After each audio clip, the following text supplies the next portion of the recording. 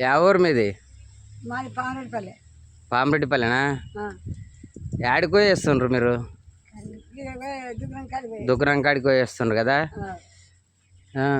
మీకు రేవంత్ రెడ్డి పింఛన్ ఇస్తున్నాడా? ఎంత ఇస్తున్నాడు? 2000 ఎంకి ఇస్తాడు? 4000 కదా.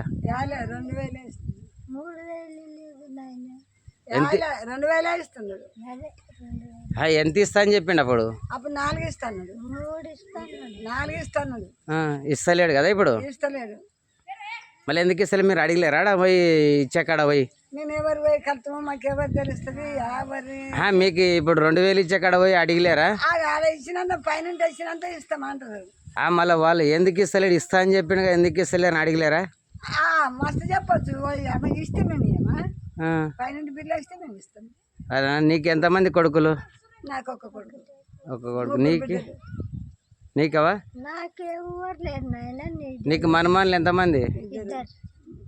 ఒక మనమానికి పెళ్లి చేసినావా? ఒక మనకు పెళ్లి చేసినావు. కొడుకులు ఇంకా పోయిండు, మొగుడు పోయిండు. ఒక కొడుకు పోయిండు. ఇంకా బిడ్డలు అయితే ఉండరు కదా? ఇద్దరు బిడ్డలు ఉండరు.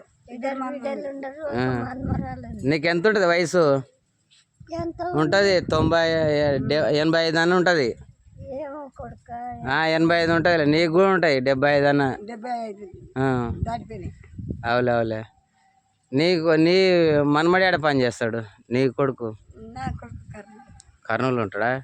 మీకు పింఛన్ అయితే రేవంత్ రెడ్డి ఎంత 2000 ఇస్తున్నాడు కదా.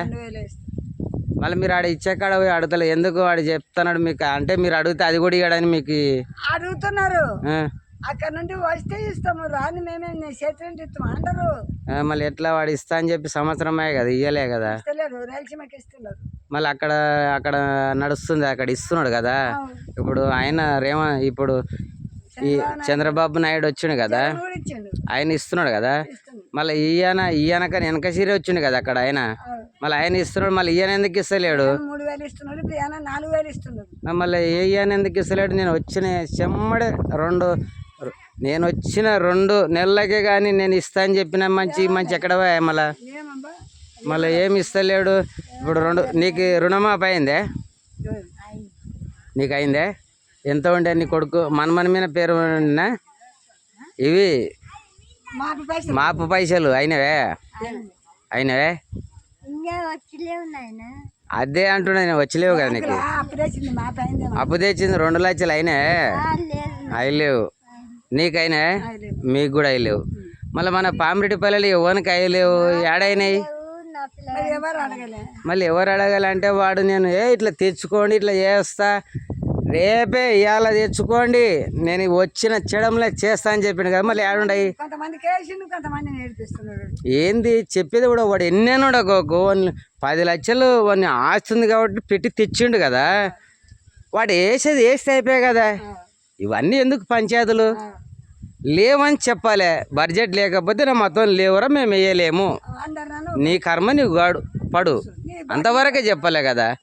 ఎందుకు అవి చెప్తా ఇవి చెప్తా నీ యాది గతి లేదు. రైతులను అంత ఇబ్బంది పెట్టి బ్యాంకుల చుట్టూ తిప్పి, అగ్రికల్చర్ చుట్టూ తిప్పి ఏం అవసరం? మనకి అవసరమా? అవని చేస్తా అని చెప్పిన వాయిస్ రాజశేఖర్ చెప్పి చేసిండు మొగోని లేక. ఎన్ని ఉంటే ఎన్ని అట్లా చేయమని మొగోని లేక ఏం అవసరం అవన్నీ? మీకైతే పింఛన్ 2000 వస్తుంది, 3000 అని చెప్పిండు. ఇకలాంటి 4000 అని చెప్పిండు. ఇస్తలేడు వాళ్ళకు కూడా. యాది గతి లేదు. లేదు.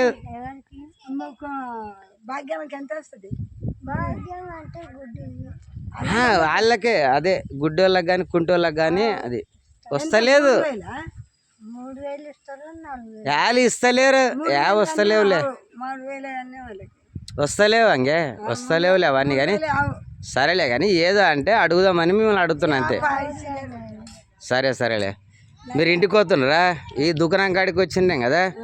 సరే రైట్ పండి. మీది పామిరెడ్డిపల్లెనా? పామిరెడ్డిపల్లె. నీ పేరేం పేరు?